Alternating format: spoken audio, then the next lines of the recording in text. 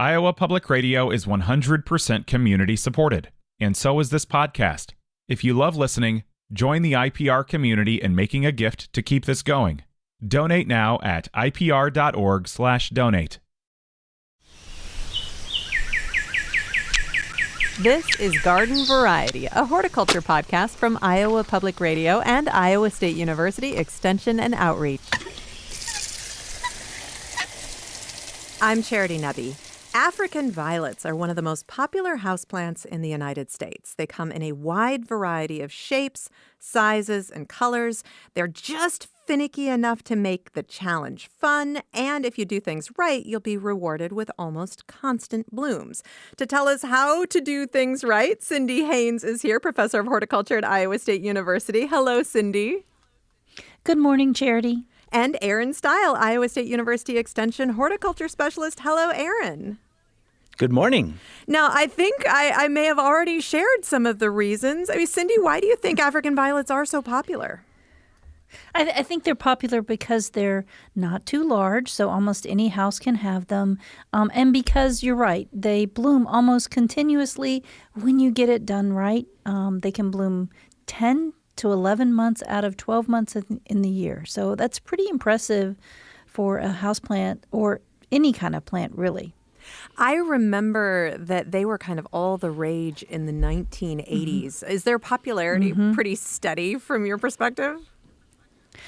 It is. They've been pretty popular as long as I've been alive. I remember even in high school how they were really popular.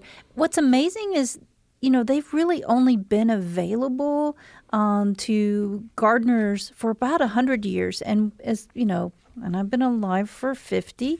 So let's say they've been really popular for at least half of that time, if not more. So it's pretty impressive that they did peak in popularity in the 80s. And I think they're kind of coming back now because you have so many diverse styles of colors, of types of flowers, of leaves. There's an African violet for everyone out there. In reading about African violets, I was surprised to learn that in the wild, they are either endangered or threatened in their native habitat. So there are probably far more African violets in people's homes than there are in the forests that they come from.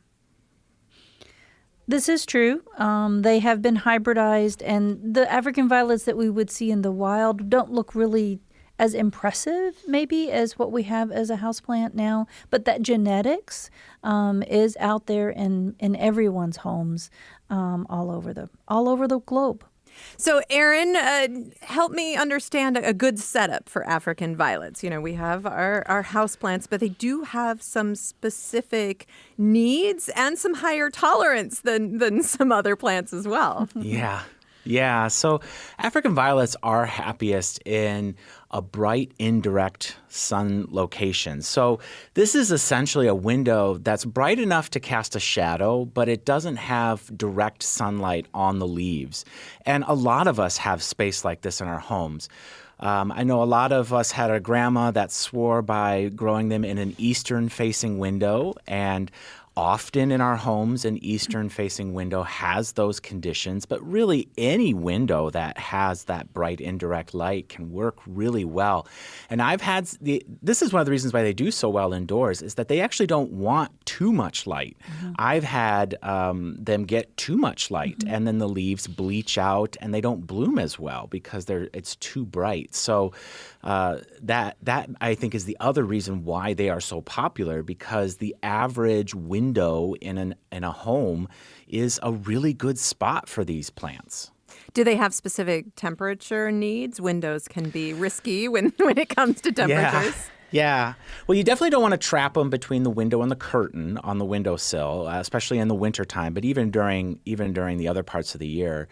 Most of them really thrive in the temperatures that we keep our homes. So 65 to 75 is kind of a nice spot for them to be at, and most of us are keeping our homes in that temperature range year-round. And so while they can be a little bit warmer, maybe up to 80 and not see any problems, and they can be a little bit cooler, maybe down to 60 and not see any problems, that I think is the other reason why they can be so nice and indoors, is that we don't really have to, as long as they're not in a draft, like where the door opens and blows cold air on them, or they're not in a spot where a heat register is blowing on them, they can be quite happy. How about fertilization needs, Cindy? Are they hungry? They are. So something that has the ability to bloom constantly indoors will need some kind of regular fertilizer. And this is the one exception to a houseplant where we say, most houseplants don't fertilize in the winter. If your African violets are blooming, you might give them a little bit of fertilizer, even in the winter. The trick is not to give them too much. So we really do a very dilute concentration of fertilizer. So it's often a quarter of a recommended rate or half of the recommended strength for other houseplants. So you just kind of keep it a regular fertilizer at a fairly low level. And then you still make sure every third or fourth time that you water that you use just regular clear water to kind of remove any excess salts. So African violets do require a little bit more fertilizer than maybe other houseplants, especially as a flowering houseplant regularly, but it's at a very low rate. Back in the early 90s, Cindy, I was a pet sitter and house sitter, and one of the houses that I sat for had a wonderful, just incredible African violet collection. And I was so terrified that I would ruin them by getting the leaves wet. Why is that a problem? And it's probably a little blown out of proportion in my mind, but why is that a problem? Well, some houseplants have personalities, and African violets have a personality. They are a little temperamental, and they have this very fuzzy leaf that doesn't like getting water on the foliage, and it has a tendency to rot, or cold water will make a kind of spot on it. And African violet has enough of a personality to keep the rest of that leaf alive or die, just to show you how you mistreated it. So So it is important to just make sure that you often water it from the bottom so that it's soaking up the water from the roots. Or if you water from the top, which you can do, that there's not a lot of water pooling at the top and it's draining through pretty quickly.